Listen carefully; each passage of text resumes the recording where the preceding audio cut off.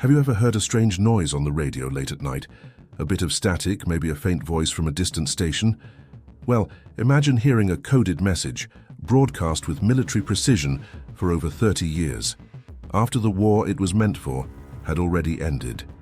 This is the chilling story of the ghost radio, a mystery that puzzled the world's best minds for decades.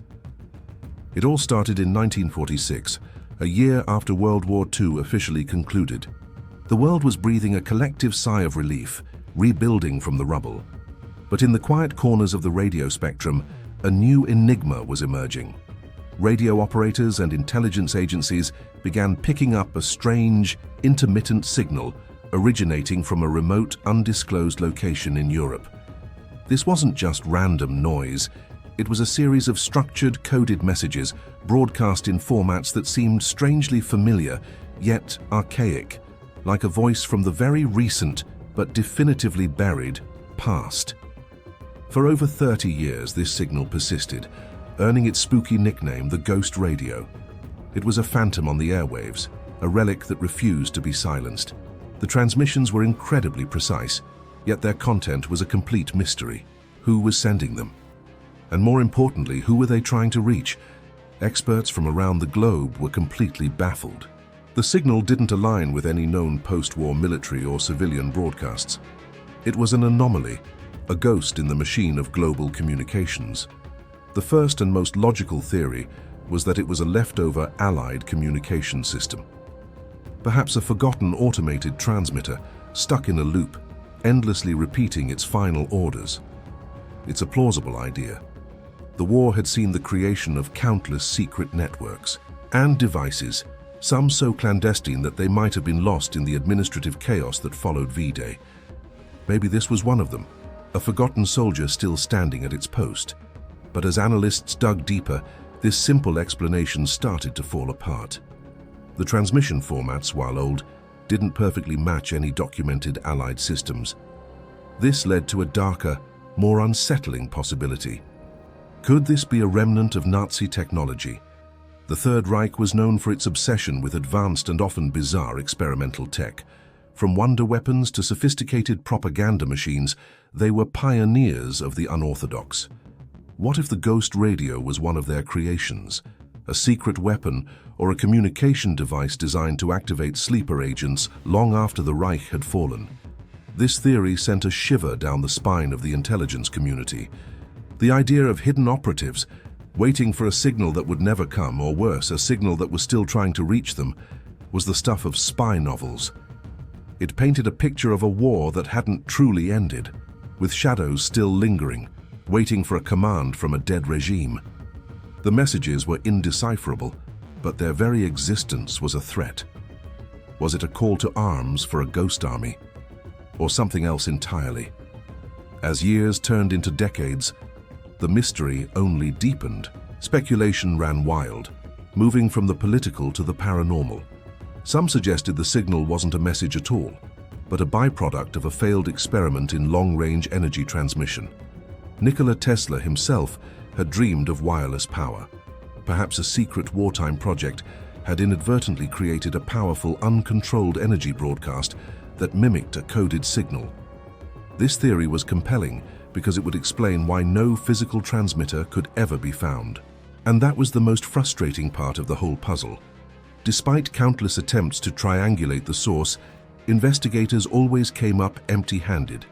They could narrow it down to a general area, a desolate patch of European wilderness, but every search team that went in found nothing.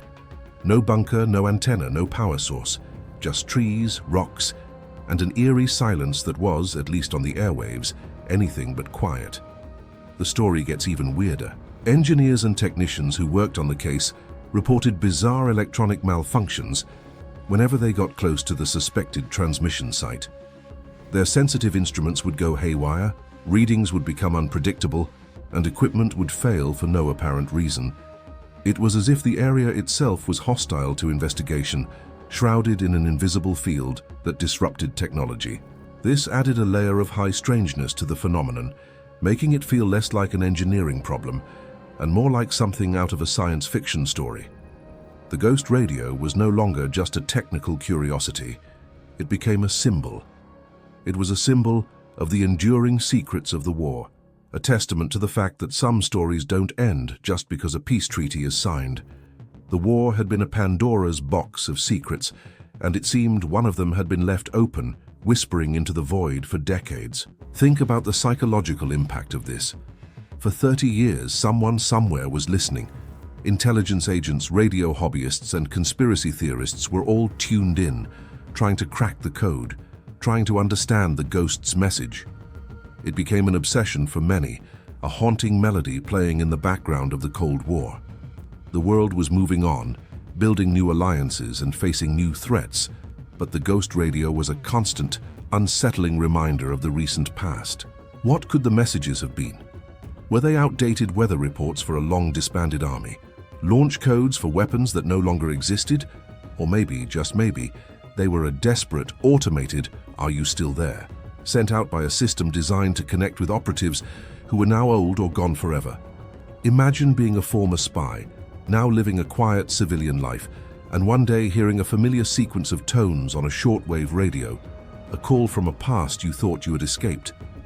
The intermittent nature of the broadcast only added to the mystery. It wasn't constant. It would appear for a few hours or a few days, then vanish for months, only to return without warning. This pattern made it incredibly difficult to study and even harder to locate. It was as if the operator, whether human or machine, was deliberately trying to avoid detection. Or perhaps its power source was failing, flickering in and out of existence like a dying candle. Ultimately, the signal stopped. Sometime in the late 1970s, the ghost radio fell silent, and this time it was for good. It left behind no answers, no explanations, only a legacy of unanswered questions. No government ever officially claimed it.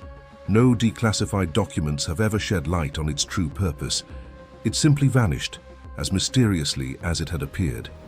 So, what was it? Was it simply a forgotten machine, a lonely automaton carrying out its final, futile orders in a world that had moved on? Or was it something more sinister, a hidden weapon of war, a psychological operation that continued its mission long after peace was declared? The truth is, we may never know. The ghost radio remains one of the greatest unsolved mysteries of the 20th century, a perfect blend of history, technology, and the unknown. It serves as a haunting reminder that the past is never truly dead. It echoes in strange signals, in forgotten stories, and in the questions that keep us up at night. What other secrets are still out there, buried in the static, just waiting to be heard? Thank you so much for watching. If you found this story as fascinating as I do, please hit that like button, subscribe for more deep dives into history's greatest mysteries, and let me know in the comments what you think the ghost radio really was. Was it a technical glitch, a secret spy network, or something else entirely? I'd love to hear your theories. Until next time, stay curious.